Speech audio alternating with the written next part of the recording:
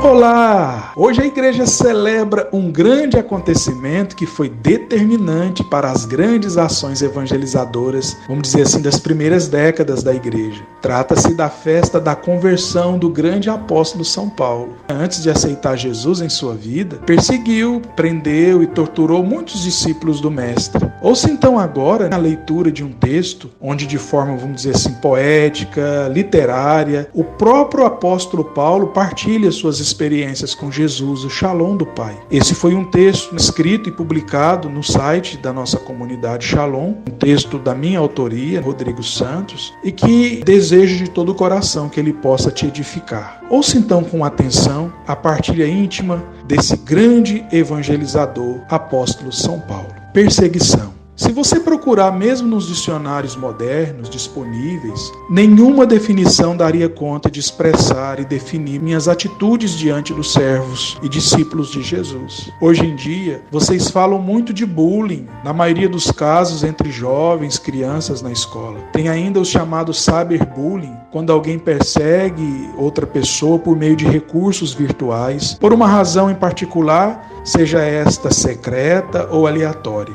Entretanto, meus irmãos, penso que nenhuma dessas definições chegariam perto de expressar a perseguição que infligi contra os cristãos antes da minha conversão. Deixe primeiro eu me apresentar. Meu nome é Paulo de Tarso, conhecido também como Apóstolo Paulo, ou simplesmente São Paulo. Fui um dos maiores propagadores da mensagem de Jesus, a paz completa de Deus entre nós. Sou ainda o autor de 13 epístolas do Novo Testamento. Porém, antes de receber o choque da ressurreição de Jesus e ser mergulhado em sua paz, eu era conhecido como Saulo. Me tornei famoso pelo empenho que dediquei em perseguir, torturar e mandar matar muitos dos primeiros cristãos ali nos arredores de Jerusalém. As ciências que vocês desenvolveram no mundo moderno dizem que um perseguidor se diverte com a malícia, com a obsessão, com o mal, com a hostilidade, a raiva, o ciúme, a culpa, etc.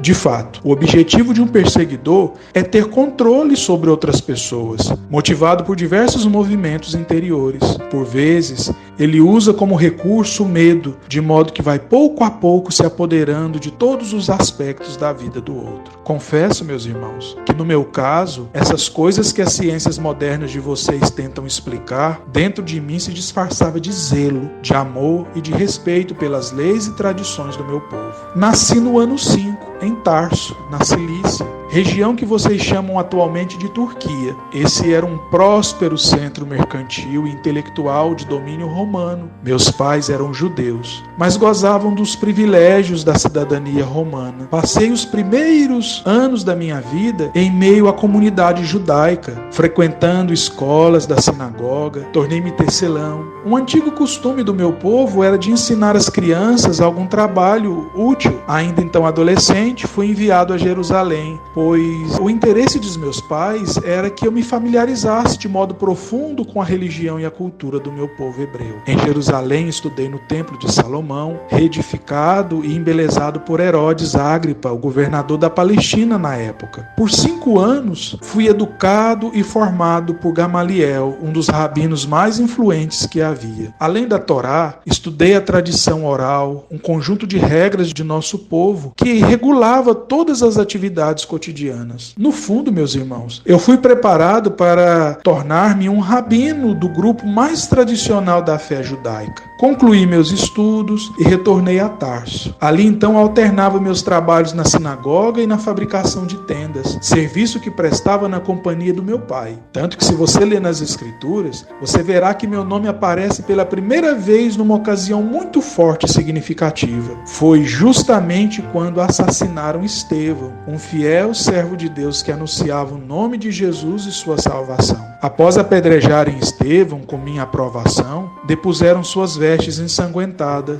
aos meus pés. Fui muito impactado pela morte de Estevão. Embora, se alguém me perguntasse, eu não assumisse. Naquele instante, uma inquietação crescente se instalou dentro de mim. Enquanto ele era assassinado, entre uma pedrada e outra, dizia de joelhos, com o olhar voltado para o céu: Senhor, não leves em conta este pecado. Após essas palavras, morreu. Eu havia provado tudo isso, todo esse espetáculo de maldade disfarçada de zelo. Contudo, olha só, eu continuava implacável, respirando ameaças, ódio e morte contra os discípulos do Senhor. Inclusive, para formalizar meu ódio disfarçado de zelo, pedi cartas de recomendação para a sinagoga de Damasco, justamente a fim de levar preso para Jerusalém todos os homens e mulheres que fossem encontrados seguindo este caminho. Aconteceu, porém, que durante a viagem, já próximo de Damasco, eu me vi cercado por uma luz muito forte que vinha do céu. Caí por terra. Em seguida, meus irmãos, fui interpelado por uma voz que me dizia: Saulo, Saulo, por que me persegues? Eu então, atônito, perguntei: quem és, Senhor? Ele me respondeu,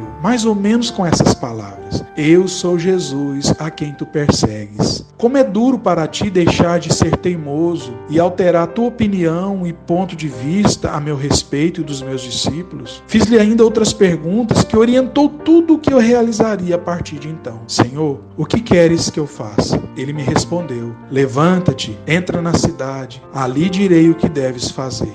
Os que estavam comigo ficaram confusos, pois ouviram a voz, mas não viam ninguém. Então me pegaram pelas mãos e me levaram para Damasco. Ali fiquei 3 dias sem poder ver. Além disso, nada comi e nada bebi. Deus, todavia, meus irmãos, fez uma revelação a um grande servo, Ananias. Este mesmo, com muito medo, devido à minha fama de perseguidor violento, obedeceu. Jesus o encorajou dizendo: vai, porque este homem é um instrumento que escolhi para anunciar o meu nome aos pagãos, aos reis e ao povo de Israel. Eu vou mostrar-lhe quanto ele deve sofrer por minha causa. Ananias obedeceu, entrou em minha casa, impôs suas mãos sobre mim e disse: Saulo, meu irmão, o Senhor Jesus que te apareceu quando vinhas no caminho, ele me mandou aqui para que tu recuperes a vista e fiques cheio do Espírito Santo. No mesmo instante, eu fiquei curado. Caíram de meus olhos algo semelhante a escamas. Em seguida, levantei-me e fui batizado em nome de Jesus. A partir desse dia, então, impactado com o choque da gloriosa ressurreição de Jesus, me dirigi a todos que meu discurso e testemunho pudessem alcançar. Me tornei o apóstolo dos gentios, pois intuí por graça de Deus que a salvação e a paz completa que havia encontrado eram para todos os povos, raças, línguas e nações, e não apenas para o povo judeu. Se meu testemunho te alcançou, faça com que ele chegue também a outros corações. Deus te abençoe sempre. Shalom. Se essa partilha desse servo te edificou, meus irmãos, diga então com fé: São Paulo apóstolo, rogai por nós.